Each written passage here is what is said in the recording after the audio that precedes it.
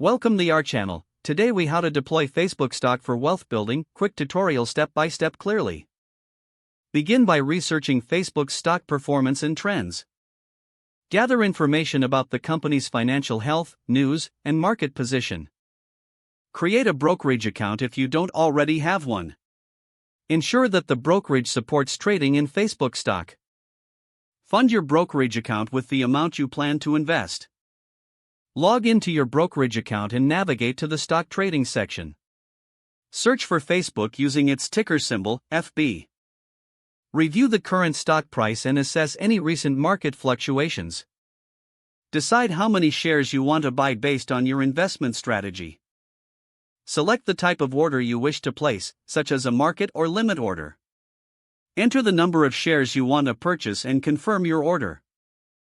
Monitor the purchase confirmation to ensure it has been processed. Once purchased, keep track of your investment performance regularly. Consider setting a target price for selling and a stop-loss limit to manage risk. Stay updated on Facebook's business developments and market conditions. Reassess your investment strategy periodically to align with your financial goals. Finally, maintain a diversified portfolio to balance risk. If the page does not load, refresh the browser or try again in a private or incognito window. Make sure you are using the correct email address, then retype it carefully to avoid small typos. If your password is not accepted, use the reset option and create a new strong password you can remember. Check your spam folder for verification or security emails, then complete any requested confirmation steps. Enable two-factor authentication if available to improve account security and reduce unauthorized access risk.